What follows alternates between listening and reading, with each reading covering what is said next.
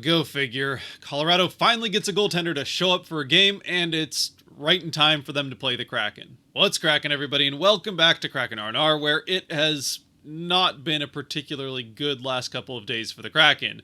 They lose this game against the Avalanche 3-2 in regulation, so don't even pick up the one loser point.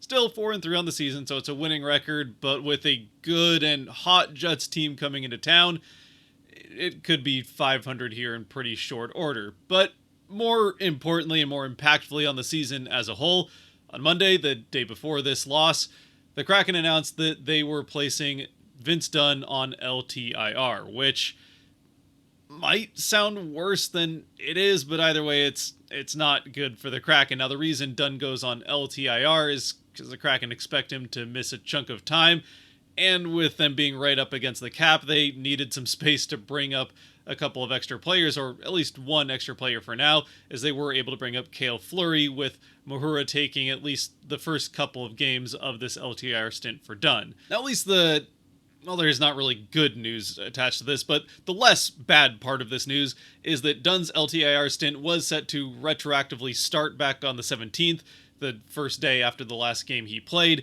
which means he's already missed 2 of what has to be a minimum of 10 games that he has to miss while on LTIR before he's eligible to come back to play for the Kraken to get the cap relief that they need to in order to have Cale Fleury on the roster. So Dunn will miss at least the next 8 games, and I mean, it's in some ways non-news, but at least not bad news that when asked about it before this game against the Avalanche, Bilesma said that he didn't really say much of anything, but they're not ruling out the possibility that Dunn could return as soon as he is eligible to return, but he also didn't say that they were expecting that to happen either, so we'll just have to wait and see how Dunn's recovery goes here over the next couple of weeks, and hopefully he can come back in the middle of November. Now, unfortunately, the Kraken schedule over the next 8 games is not a particularly easy one. 6 of those 8 games will be played against playoff teams from last season, and another couple against teams that have at least gotten off to decent starts, so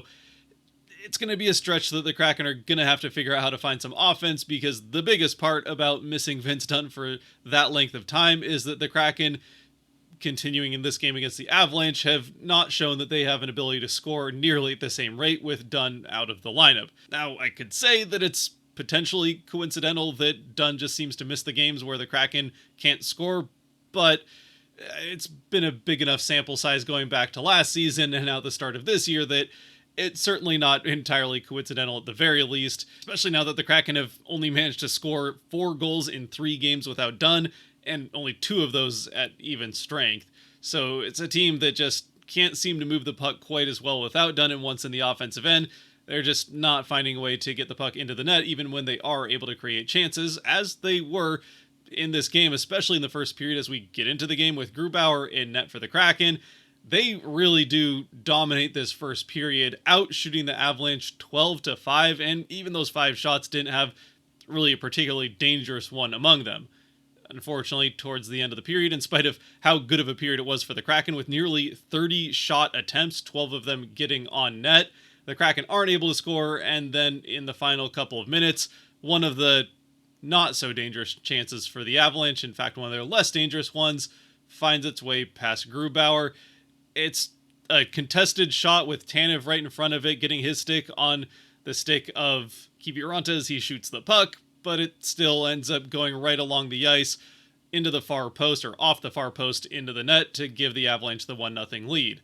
And for Seattle's part, it's not like they weren't getting dangerous chances at the other end of the ice. I mean, it's one thing to say that they got 30 shot attempts, 12 on net, but as we've seen in the past, you can get a ton of shots from the outside and it really doesn't mean much of anything. The Kraken actually got some pretty good chances up and around the net. I mean, way back at the beginning of the period, almost right off the faceoff during the first shift, Gord put one off of a very nice pass from, I think, Cartier, from one side of the net to the other, and he had a little bit of empty space to put it into. It just happens to go off the post and out, though. Then towards the middle of the period, Cartier gets a good chance of his own, putting that one off the other post and out. Then there's a couple of other ones. Tanev had a rebound chance on a bouncing puck in front of the net where he gets a good shot on it. If there isn't anyone in front of it, it goes into the net. But unfortunately, any bounce around the net was pretty much finding a Noonan in net, so Yeah, Kraken can't get anything to go their way, and then the Avalanche get one to go theirs on one that really Grubauer should have had back, but he'll make up for it in the second. Unfortunately, though, it's a second period that really doesn't go very well for the Kraken at all. It's almost a flip of the first period. The Avalanche not only catch up, but actually pass the Kraken in shots on goal by the end of the period. The Kraken only end up with 5 shots of their own, while that Avalanche, I want to say, had like 17 or something. They just absolutely lay into the Kraken offensively in the second half of the second period specifically.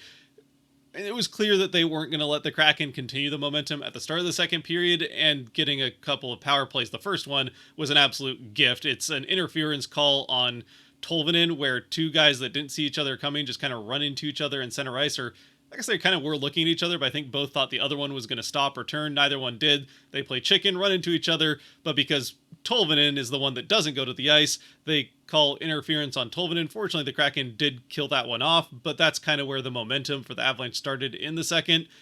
And like I said, they're just getting shot after shot on net, but just like what happened with the Kraken in the first period, though this time it doesn't take quite as long. Against that flow of play, it's the Kraken who even things up. The first line out on the ice for the Kraken, who get into the offensive end, which was not something the Kraken did nearly as much of in the second period, as you can probably figure out by how I've described the second period going for the Avalanche. But either way, they get into the offensive end, and then it just kind of a puck from the boards gets into the middle of the ice, and it turns into pretty much just hack and whack time in front of the net, but not directly in front of the net like how we would usually use that terminology, but more between the face-off dots out in the middle of the slot. It's mostly Shane Wright trying to fend off 3 Avalanche players to keep possession of the puck. Eventually they are able to get it from him. Then Eberle comes in to help, gets it for a second, but it gets onto an Avalanche stick. However, he decides to try to back pass it to one of his teammates to start the breakout. That goes through the legs of his teammate right to a wide open Jared McCann, who's just found himself all alone in front of the net waiting for something to happen, and sure enough, the play comes to him. Probably the one bounce the Kraken got this entire game.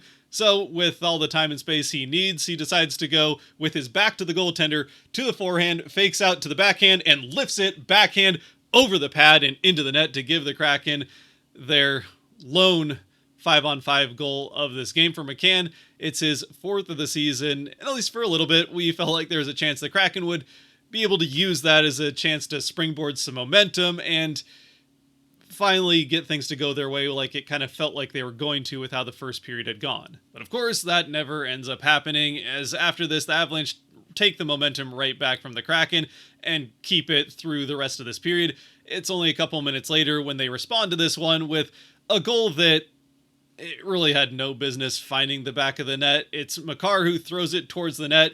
Kiviranta once again in front of the net. It does get a very nice tip on it, but it somehow finds its way through Grubauer, almost it seemed, as Grubauer is in position without, from where Makar shot the puck, there's absolutely no room for the puck to go to get into the net, but it somehow goes off the end of Kiviranta's stick and finds its way behind Grubauer to give the Avalanche right back the lead at 2-1, with Kiviranta having both of the goals. And then in the final minute of the period, things go from bad to worse for the Kraken as they send the Avalanche to another power play, which did upset a fair chunk of the fans in attendance, and I think somewhat fairly so. I mean, this is a good call. We'll get to it in a second. It was absolutely tripping on Chandler Stevenson, but the refs seemed to kind of swallow their whistles throughout the entire first period when the Kraken had the momentum. There were definitely some what could have easily been called tripping. I've seen less get called tripping. At least 3 different occasions I can think of where Kraken players were tripped up as they were carrying the puck, or at least fighting for the puck. And they're the type of calls where in the playoffs you might see that not get called, and there are even games in the regular season where officials just decide that they're not going to call much, and if that's how you're going to call the game, that's fine. Just be consistent with it throughout the entire game. But to say the very least, it did not feel consistent, especially after the bad call on Tolvanen, for this to get called tripping on Stevenson. Again, it absolutely was tripping, even though Stevenson tried to drop his stick to prevent the trip once he saw that it had gotten between the legs of the Avalanche player with the puck. He still trips over the stick and goes down. It's absolutely tripping. There's no way around it. It's just that there were some plays that were just as much tripping that happened in the first that didn't get called in favor of the Kraken. So, yeah, I wouldn't say it ends up being the difference in the game or anything like that, but it was definitely frustrating at the time, and I think there was good reason to be frustrated. And it doesn't help when the Avalanche end up scoring on this power play. I mean, with the top end talent that the Avalanche have, if you send them to too many power plays, they're going to score on them. And, well, they display why on this one. It's Makar who just passes it back and forth with MacKinnon a couple of times until eventually MacKinnon just decides, you know what, I'm just going to do it myself. He just kind of walks the puck from the face-off dot up to the high slot and then fires off a shot at the net, finding the perfect spot in the far top corner to give the Avalanche the power play goal and the 3-1 lead in the final seconds of the second period. And real quick, just for Grubauer's part in this goal, since I know there's going to be people who are maybe understandably frustrated for the goal that he let in the first period, but once again, there's really not much of anything he could have done about this one. It was a perfectly timed and placed shot from one of the best shooters and just players in general in the NHL.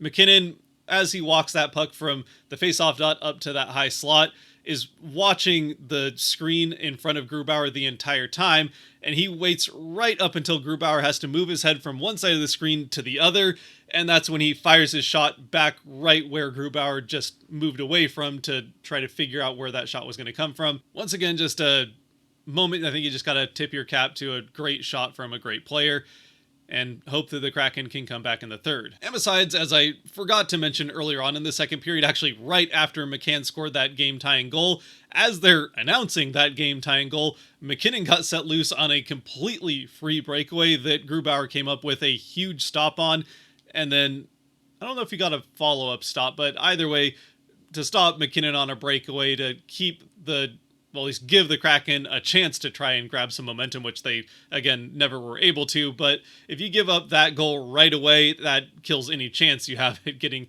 any kind of momentum to give up a goal within 30 seconds, it would have been, of tying the game. So, again, as far as Grubauer is concerned in this game, yeah, he gives up the one pretty bad goal in the first, and because it's a one-goal difference at the end of the game, that I think might shine a bigger light on that one bad goal he does give up, but he absolutely saves the game on a couple of occasions, but especially the breakaway from MacKinnon in the second, and the two that he gives up in the second, I don't think there's much of anything he could have done about it. They're probably goals against just about any other goaltender, so I definitely don't blame Grubauer for this loss by any means. If anything, it's the Kraken as a team's inability to generate meaningful offense, or at the very least, when they were generating offense, finding a way to keep that momentum going, with this second period clearly going the Avalanche way. And then when you come out in the third period and you need to get some things going, be a little bit more aggressive, they immediately send the Avalanche to another power play, which they are able to kill off, but it kind of gets you off to a bad start and already puts you right back on your heels when you need to be trying to press the other way.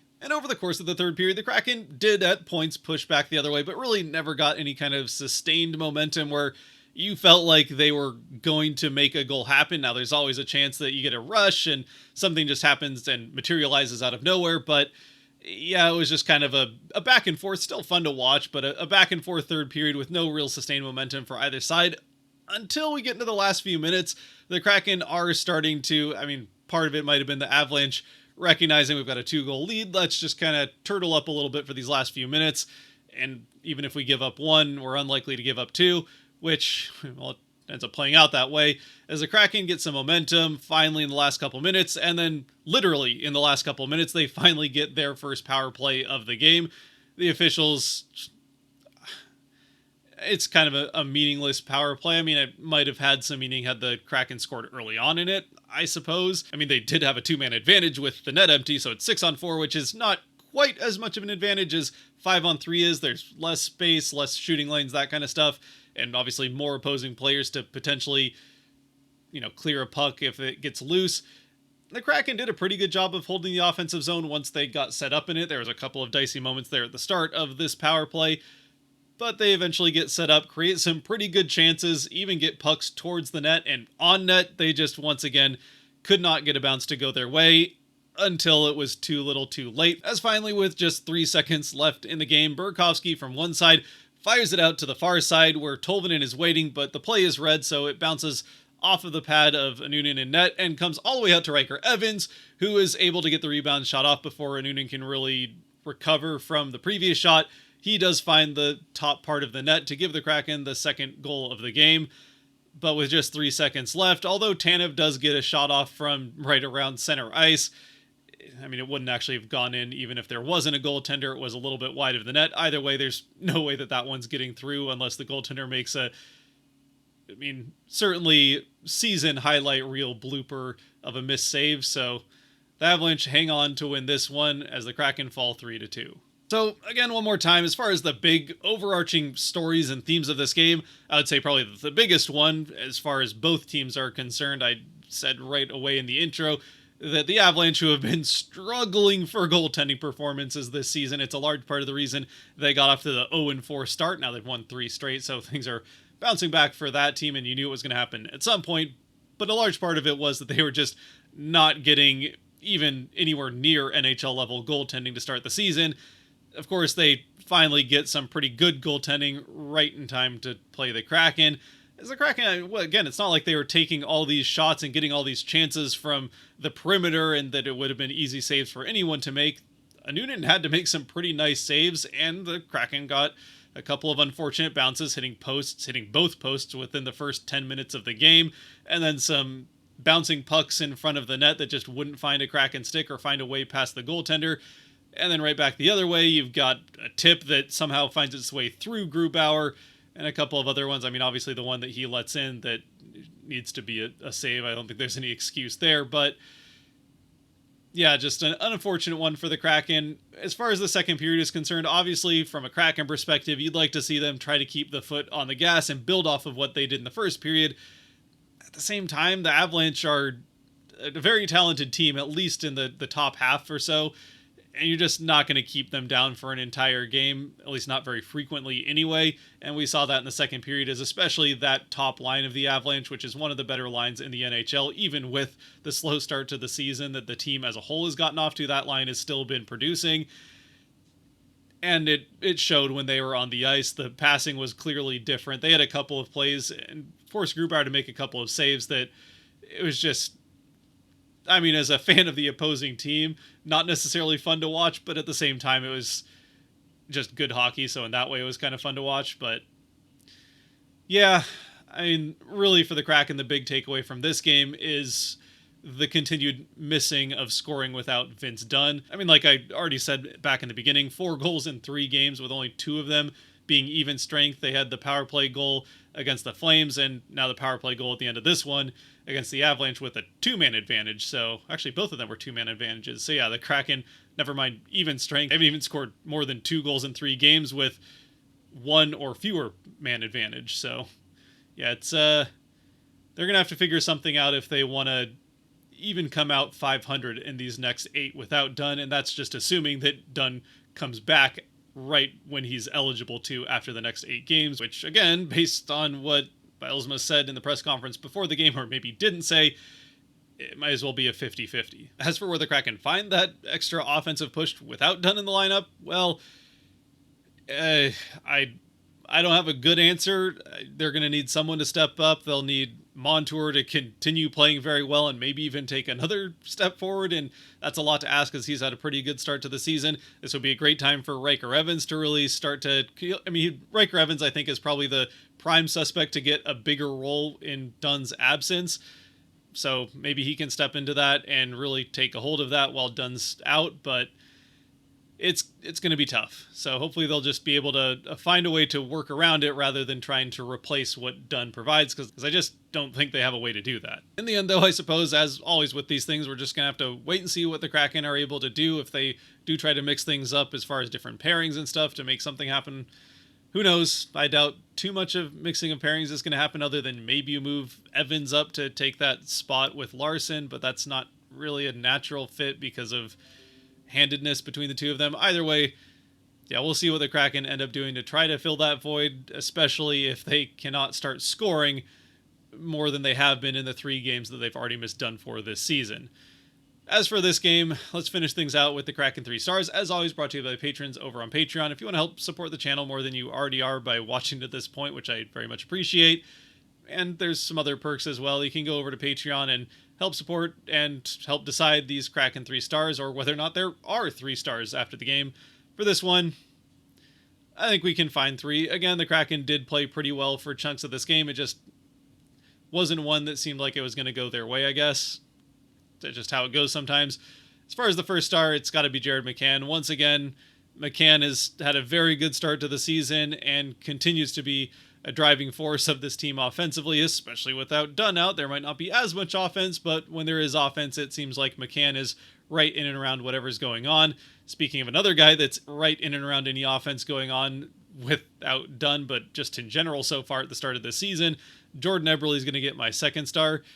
And then the third star, I am going to go with Riker Evans. I think he did have a pretty good game with a little bit more of an expanded role in Dunn's absence. They're not going to necessarily throw Mahura out there for the minutes that Dunn would do. I mean, it's kind of just asking for trouble, not to disparage Mahura at all. He actually had at least a decent game. He certainly didn't show up negatively, I think, too much in this game, and that's enough to ask, I guess. Evans he's had a couple of tougher games this season, as you'd kind of expect from a younger player, but overall I think Evans has played pretty well to start the year and continue to prove that he could be a very solid part of this defensive core going forward into the long-term future of the team. He's just going to have some of those younger player moments, especially through the first... I mean, he still hasn't played a full year in the NHL. But as always, I'd love to know what you think down in the comment section below, who your 3 stars would be. Would you have 3 stars? I mean, after 3 straight wins, a loss just feels disappointing enough where you might not always think about it, but yeah, I still feel like the Kraken played well enough as a whole to get 3 stars out of this one, and the 3 I picked I feel pretty good about. Again, Montour played well, but not he didn't quite have like the moments of taking over the game that he has in some of the other games so far this season. So, I don't know. I feel good about McCann, Eberle, and Evans for this one, but if you feel differently, let me know down in the comments. And until next time, where the Kraken will have another chance to dethrone an undefeated team, this time the last remaining undefeated team, with the Jets coming in at 6-0, I think it is now for them, after beating the Blues. Yeah, so I guess the Kraken can try to do the Jets what they did to the Flames, ideally with a little bit more scoring and maybe not overtime, but we'll wait and see. Hope for the best against the Jets, and until then, stay safe out there, be good to each other, God bless, and go Kraken.